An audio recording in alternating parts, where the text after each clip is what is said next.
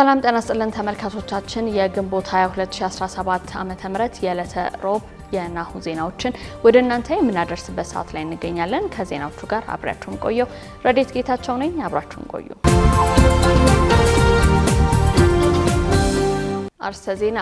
በአማራ ክልል ባለፈው አንድ ዓመት ብቻ በኮሌራ በወባ በሽታዎች ከ100 በላይ የሰዎች ሕይወት ማለፉን የአማራ ክልል ሕብረተሰብ ጤና ተቋም አስታወቀ።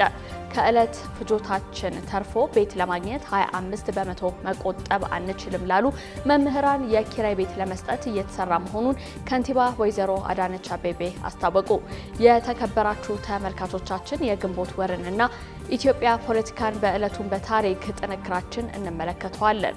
ወደ ውጪ ስናልፍ ለዓለም የአየር ንብረት ለውጥ ቀዳሚዎቹ ተጠያቂዎች ምዕራባውያን መሆናቸው ተገለጸ። ወደ ቀዳሚ ዜናችን እንለፍ። ከዕለት ፍጆታችን ተርፎ ቤት ለማግኘት 25 በመቶ መቆጠብ አንችልም ላሉ መምህራን የኪራይ ቤት ለመስጠት እየተሰራ መሆኑን ከንቲባ ወይዘሮ አዳነች አቤቤ አስታወቁ።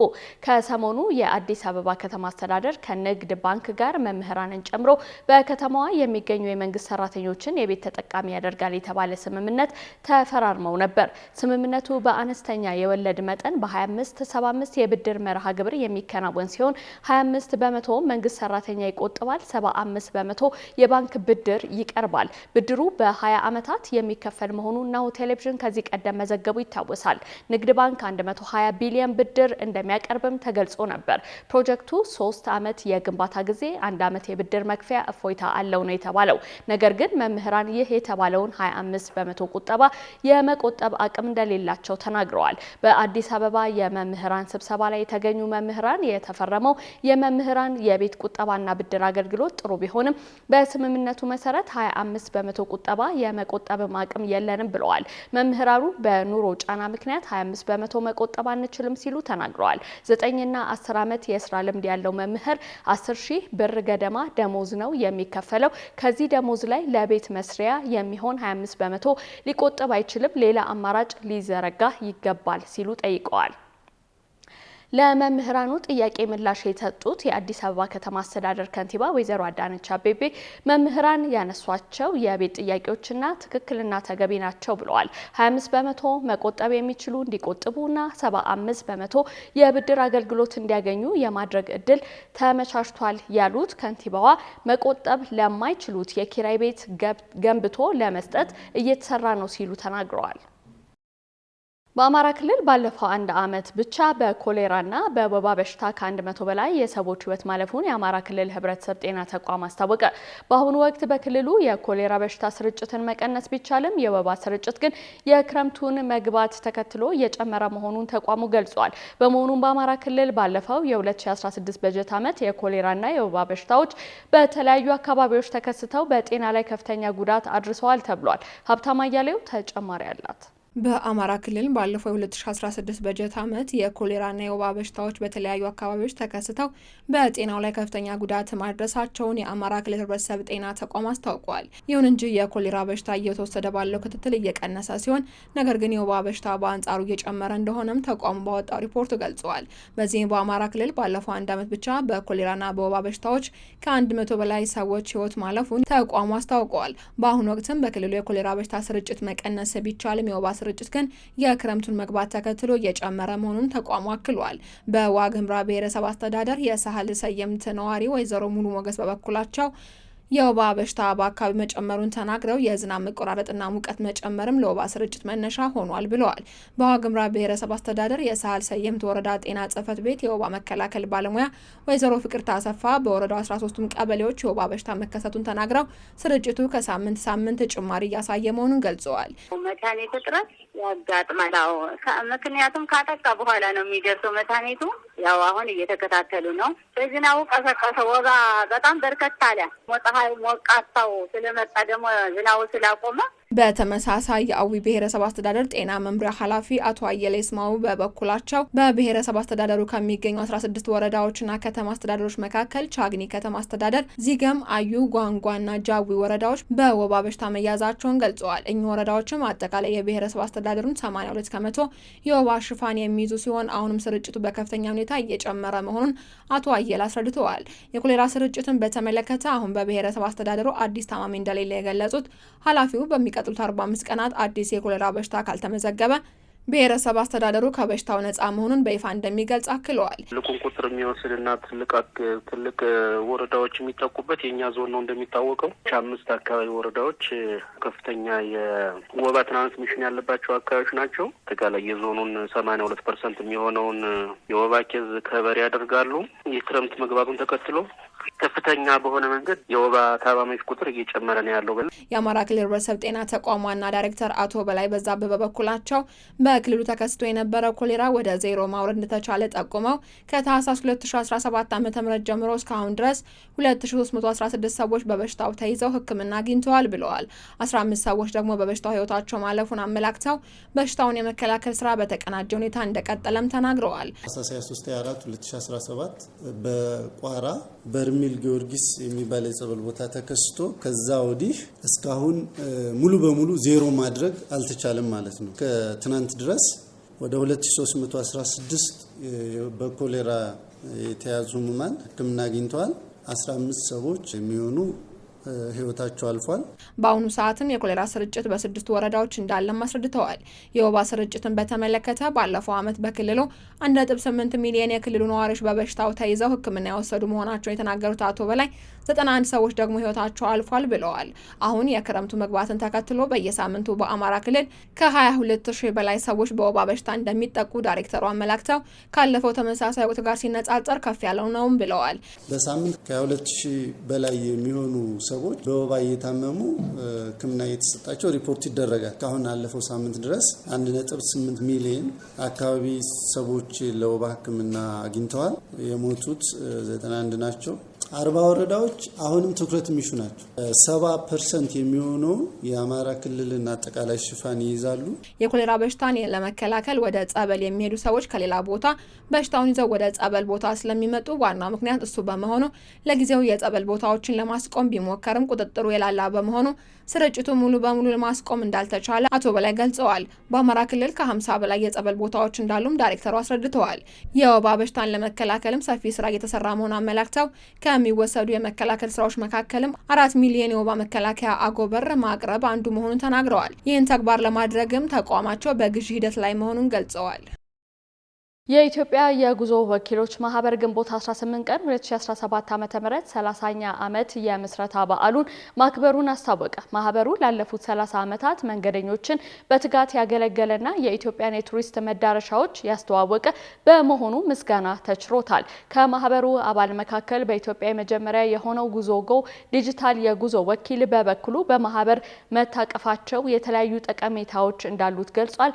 እስክንድር ተስፋዬ ተጨማሪ አለው። የኢትዮጵያ የጉዞ ወኪሎች ማህበር ወይንም ኢትዮጵያን ትራቨል ኤጀንትስ አሶሲዬሽን ወይንም ኢቲኤ 30ኛ ዓመት የምስረታ በዓሉን በሂልተን ሆቴል ያከበረ ሲሆን በዝግጅቱ ላይ ላለፉት 30 ዓመታት ከማህበሩ ጋር የሰሩ ባለድርሻ አካላት፣ ጥሪ የተደረገላቸው እንግዶች እንዲሁም ከተለያዩ አየር መንገዶች የተወከሉ አባላትና ሌሎች በተገኙበት በደማቅ ሁኔታ 30ኛ ዓመቱ የልደት በዓሉን አክብሯል። በዝግጅቱ ላይ የመግቢያ ንግግር ያደረጉት የማህበሩ ፕሬዚዳንት እንደገለጹት ማህበሩ በ1993 ምስረታውን በ2005 ደግሞ በሰራተኛና ማህበራዊ ጉዳዮች ምዝገባ እንዲሁም በ2023 ደግሞ በሲቪል ሰርቪስ ተቋምነት የተመዘገበ መሆኑንም ገልጸዋል።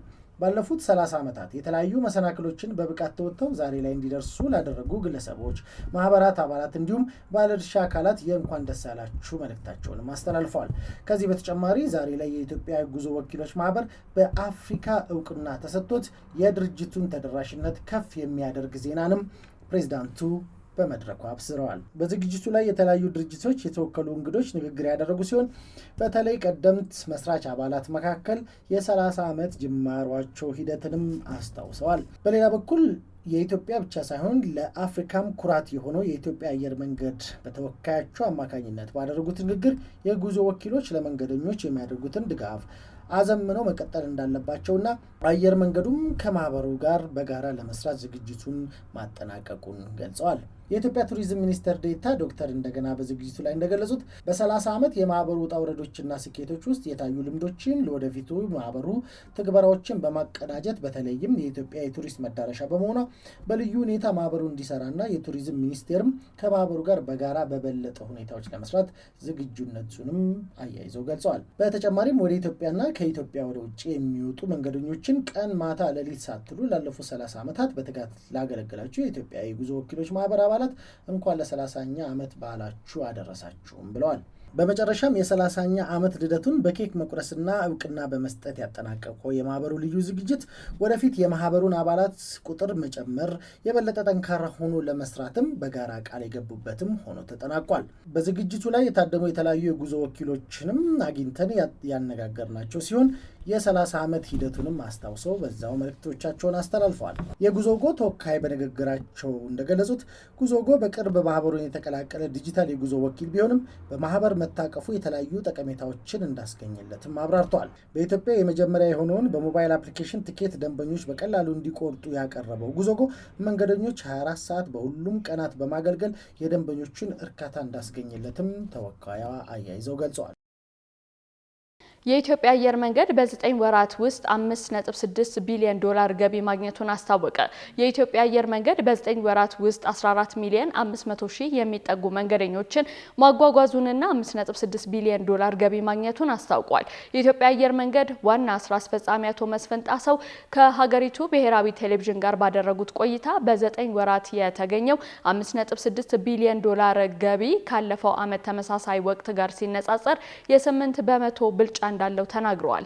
አቶ መስፍን አየር መንገዱ በ9 ወራት ውስጥ ላስመዘገበው ስኬት ከፍተኛ አስተዋጽኦ ያበረከተው ዘመኑ ያፈራቸውን ቴክኖሎጂዎች መጠቀሙ፣ የበረራ መዳረሻን በማሳደግ የተሳፋሪዎች ቁጥር መጨመሩ እንዲሁም አዳዲስ አውሮፕላን ሲመጣ በማስገባት ለደንበኞች ምቾትና ደህንነት ቅድሚያ መስጠቱ መሆኑን ገልጸዋል። ባለፉት 9 ወራት ውስጥ አየር መንገዱ 10 ተጨማሪ አውሮፕላኖችን በመረከብ ወደ ስራ ማስገባቱን ተናግረዋል። ከነዚህ መካከል 3ቱ በአፍሪካ ትልቁና የመጀመሪያ የሆነው ኤርባስ A350 1000 አውሮፕላኖችን መሆናቸውን አመላክቷል። እንዲሁም አየር መንገዱ በሰኔ ወር 2 ኤርባስ A350 900 አውሮፕላኖችን እንዲረከብና በህንድና በተባበሩት አረብ ኤምሬትስ 2 ዓለም አቀፍ አዲስ የበረራ ጣቢያዎችን ለመክፈት ማቀዱን አክለው ተናግረዋል።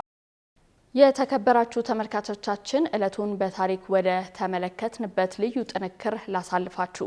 ኢትዮጵያ በግንቦት ወር ታዋቂ ልጆቿን ወልዳለች፣ ወደማይቀረው ዓለምም ሸኝታለች። መሪዎቿን ወደ ስልጣን አምጥታለች፣ ከስልጣናቸውም ሽራለች። ላለፉት ከ2 አስርተ ዓመታት በላይ በሀገር አቀፍ ደረጃ የነጻነት ቀን ሆኖ የቆየው ግንቦት 20 በህዝብ ተወካዮች ምክር ቤት ውሳኔ መሰረት የስራ ቀን ተደርጓል። የ2017 ግንቦትም የህወሓትን ህጋዊ ሰውነት ነጥቋል። ባልደረባችን ሰናይት ንጉሱ የግንቦት ወርንና የኢትዮጵያ ፖለቲካን በተመለከተ ታሪኮችን አገላብጣ ተከታዩን ጥንክር አዘጋጅታለች። ግንቦት በኢትዮጵያ ታሪክ በርካታ ድርጊቶች የተፈጸሙበት ወር ነው። ኢትዮጵያ በግንቦት ወር ታዋቂ ልጆቿን ወልዳለች፣ ወደማይቀረው ዓለምም ሸኝታለች። መሪዎቿ ወደ ስልጣን አምጥታለች፣ ከስልጣናቸውም ሽራለች። አስከፊ ጦርነቶችንም አስተናግዳለች። ታዲያ ከኢትዮጵያ ታሪክ ጋር ልዩ ቁርኝት ያለው ግንቦት ወር ከመሰናበታችን በፊት ወሩ ካስተናገዳቸው ታሪካዊ ክስተቶች መካከል አንዱና አይረሴው ክስተት ግንቦት 20 1983 ዓ.ም ነው። ለዚህ ጥንቅር መነሻችንም ግንቦት 20 2017 ዓ.ም ነው። ይሄው ፖለቲከኛው የግንቦት ወር ዛሬም እንደ ጥንቱ በሀገሪቱ ፖለቲካ ላይ አሻራውን እየጣለ ይመስላል። ወደ ታሪካዊ ግንቦት 20 ቀን 1983 ዓ.ም 34 ዓመታትን በምልሰት መመልከት እንጀምራለን። በዚህ ዕለት የ17 ዓመት የስልጣን ዘመን ወደ ነበር የተቀየረበት፣ በሌላኛው ደግሞ የ17 ዓመት የትጥቅ ትግል ፍሬ ያፈራበት ዕለት ነበረ። ራሱን አቤታዊና ተራማጅ ለኢትዮጵያም ለውጥ ቁልፍ ይዞ እንደመጣ የሚገልጸው ወታደራዊው የደርግ መንግስት ለ17 ዓመታት በትግል በቆየው ኃይል ተገረሰሰ። ለሀገርና ነጻነትና ክብር ሲባል አንድ ጥይት እስኪቀር እንፋለማለን ሲሉ ይደመጡ የነበሩት የወቅቱ ፕሬዝዳንት ኮሎኔል መንግስቱ ኃይለማርያም በጋዜጠኛ ዳሪዩስ ሞዴ አማካኝነት በሀገሪቱ ብሔራዊ የራዲዮ ጣቢያ በቀጥታ ስርጭት የሀገሪቱ ፕሬዝዳንት ለህዝብ ደህንነት ሲባልና ተጨማሪ ደም መፋሰስ ለማስቀረት ሲባል ከስልጣን ወርደው ከሀገር መኮብለላቸው ተነገረ። በዚህ ማግስት ነበር በየካቲት ወር በ1967 ዓ.ም በጥቂት የህወሓት ታጋዮች የተመሰረተውና በሂደት በህዝብ ዘንድ አመኔታን በማግኘት ለ17 ዓመት ያደረገውን የትጥቅ ትግል በማጠናከር በግንቦት 20 በ1983 በሀገሪቱ ብሔራዊ ራዲዮ አማካኝነት የዘመናት የህዝብ ብሶት የወለደው ጀግና ወያኔ ሰራዊት ደርግ ሲጠቀምበት የነበረውን የአዲስ አበባን ራዲዮ ጣቢያ ለሰፊው ህዝብ ጥቅም ተቆጣጥሮታል ሲል የደርግን የአገዛዝ ስርዓት ለአንዴና ለመጨረሻ ጊዜ መገርሰሱን ለሰፊው ህዝብ በዚህ ዕለት ነበረ ያሳወቀው። ይህ ወቅት ለመላ ኢትዮጵያን ድንጋጤና ግራ መጋባት ፈጥሮ ነበር። የአዲስ አበባ ከተማ ነዋሪም የኮሎኔል መንግስቱ ኃይለማርያም ከሀገር ኮብልሎ መሄድ ያልጠበቀው ዱብዳ ሆኖበታል። ከተማዋም ጸጉራቸውን ባጎፈሩ መሳሪያ ታጥቀው ታንክ እየነዱ በድል አድራጊነት በ4 ኪሎ ቤተ መንግስት ዙሪያ እና በመዲናዋ ይሽከረከሩ በነበሩት የህወሓት ወታደሮች ከተማዋ ተጥለቅልቃም ነበረ። ይህንን ተከትሎ ራሱን በማደራጀትና ሌሎች ድርጅቶችን በአጋርነት በማሳተፍ የኢትዮጵያ ህዝቦች አብዮታዊ ዲሞክራሲ ግንባር ኢህአዴግ በትረ ስልጣኑን ተቆጣጠረ። ኢህአዴግ አዲስ አበባን ከተቆጣጠረበት ግንቦት 20 ቀን በየዓመቱ ብሔራዊ የነጻነት ቀን በመሆን ካላንደር መስሪያ ቤቶችን ከሚዘጋባቸው ክብረ በዓላት አንዱ በመሆን በሀገር አቀፍ ደረጃ በድምቀት ተከብሮ ይውልም ነበር። ሌላው የግንቦት ወር አይረሴ ትውስታ የሆነው የ1997 ዓ.ም የሶስተኛው ሀገር አቀፍ ምርጫ ነበረ። 20 ዓመታትን ያስቆጠረው ይኸው ወቅት በሀገሪቱ የምርጫ ታሪክ ልዩ እንደሆነ ይነገርለታል። የተቃዋሚ የፖለቲካ ፓርቲዎች ንቅናቄና የማህበረሰቡ የፖለቲካ ተሳትፎም ጎልቶ የታየበት ስለመሆኑም ይነገርለታል። በዚህም ወቅት የምርጫ ውጤት በወቅቱ በነበረው ገዢው ኢህአዴግ ፓርቲ አዲስ አበባን ጨምሮ በተወሰኑ አካባቢዎች መሸነፍ ምክንያት የምርጫ ውጤት ተጭበርብሯል በሚል በከፊል የሀገሪቱ ክፍል ላይ ከፍተኛ ተቃውሞ የተቀሰቀሰበትና ድርጅቱም ከፍተኛ የፖለቲካ ኪሳራ ያስተናገደበት ወቅትም ነበረ። ለአዲስ አበባ ነዋሪው ሌላኛው አስደንጋጭ ክስተት ሆኖ ያለፈው የታሪክ አጋጣሚ ደርግ ጦርነቱን አሸንፎ ስልጣኑን ለአሸናፊው ቡድን አስረክቦ በሸሸበት በስድስተኛው ቀንና ሀገር በተናወጠችበት እንዲሁም ቀጣዩ የህዝቡ ጣፈንታ ግራ በተጋባበት ውስጥ ያለው የአዲስ አበባ ህዝብ በዕለተ ሰኞ ሌሊት ማክሰኞ አጥቢያ ግንቦት 27 1983 ዓ.ም የደርግ መንግስት ዋነኛ የሎጂስቲክ ጣቢያ ከሆኑት በርካታ ካምፖች መካከል በተለምዶ ጥይት ቤት ተብሎ የሚጠራው አብዮት ቅርስ ሁለተኛ ደረጃ ትምህርት ቤት አጠገብ የሚገኘው ስንቅና ትጥቅ ማከማቻ ፍንዳታን ያስተናገደችውም በዚሁ ግንቦት ወር ነበረ። የዘንድሮ ግንቦትም ህወሓት ከህጋዊነት ሰውነት አሰርዛለች። ላለፉት ከ2 አስርት ዓመታት በላይ በሀገር አቀፍ ደረጃ የነጻነት ቀን ሆኖ የቆየው ግንቦት 20 በህዝብ ተወካዮች ምክር ቤት ውሳኔ መሰረት የስራ ቀን እንዲሆንም ተወስኗል። ተመልካቾቻችን ያላችሁት ናሁ ቴሌቪዥን ላይ ነው። አሁን ደግሞ ወደ ውጭ ዜናዎች እናልፋለን። ለዓለም የአየር ንብረት ለውጥ ቀዳሚዎቹ ተጠያቂዎች ምዕራባውያን መሆናቸው ተገለጸ። ምዕራባውያን ኢኮኖሚያቸውን በየትኛው መንገድ ማሳደግ እንጂ አካባቢ ላይ የሚደርሱት ጉዳት እያስጨነቃቸው እንዳልነበር የዲፌንድ ኢንቫይሮንመንት ግብረሰናይ ድርጅት መስራችና ዋና ስራ አስፈጻሚ መልካሙ አጎ ለስፑትኒክ አፍሪካ ተናግረዋል። ምዕራባውያን ዛሬ ለደረሱበት የኢኮኖሚ ደረጃ የተከፈለ ዋጋ አለ። የተፈጥሮ ሀብት አካባቢ ላይ ከፍተኛ የሆነ ጉዳት አድርሰዋል። የዚህ ሁሉ ምክንያቶች እነርሱ ናቸው ያሉ ሲሆን የአየር ንብረት ለውጥን አጀንዳ እያደረጉ በሚቆጣጠሯቸው ዓለም አቀፍ ተቋማት በኩል ለማዘናጋት እየተጠቀሙበት እንደሆነ ጠቁመዋል። አቶ መልካሙ ጨምረውም በጣም ነው እንጂ የሚጠመዘዘው ግልጽ እኮ ነው። ስለ አካባቢ የአየር ንብረት ለውጥ በምናወራበት ጊዜ ምክንያት አለ፣ ውጤት አለ ብለዋል። በተጨማሪም የአየር ንብረት ለውጥ ጉዳይ በጣም ትልቅ የፖለቲካ አጀንዳና በዓለም አቀፍ ደረጃ ሀገራት ጡንቻቸውን የሚፈታተሹበት እንደሆነ ተናግረዋል። በመጨረሻ ትራምፕ ካናዳ ለጎልደን ዳም 61 ቢሊዮን ዶላር ትከፍላለች ወይም 51ኛ የአሜሪካ ግዛት ትሆናለች ሲሉ ገለጹ። የዩናይትድ ስቴትስ ፕሬዝዳንት ዶናልድ ትራምፕ ለካናዳ የነደፉትን የጎልድ ዳም ሚሳኤል መከላከያ ስርዓት አካል ለመሆን 61 ቢሊዮን ዶላር መክፈል እንዳለባት ተናግረዋል። ትራምፕ በትሩዝ ሶሻል ላይ በለጠፉት ጽሁፍ ካናዳ ለእኛ አስደናቂ ወርቃማ ዳም ስርዓት አካል መሆን በጣም ትፈልጋለች፣ ከአሜሪካ ጋር ከተቀላቀለ ነፃ መዳረሻ ታገኛለች ብለዋል። በታቀደው የመከላከያ ስርዓት ውስጥ ለመሳተፍ ካናዳ 51ኛ የአሜሪካ ግዛት ከሆነች ምንም አይነት ክፍያ አያስወጣም ሲሉ ትራምፕ ተናግረዋል።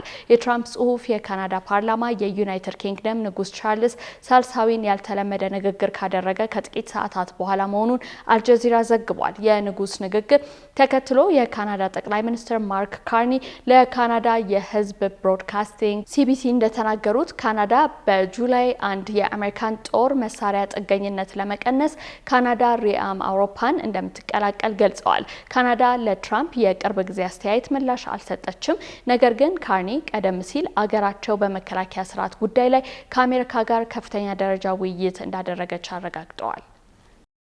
ተመልካቾቻችን ዜናዎቻችን እነዚህን ይመስሉ ነበር። ከቀሪ ናሁ ቴሌቪዥን ፕሮግራሞቻችን ጋር አብራችሁን ቆዩ። ከዜናዎቹ ጋር አብራችሁ የቆየሁት ረዴት ጌታቸው ነኝ። ጤና ይስጥልኝ።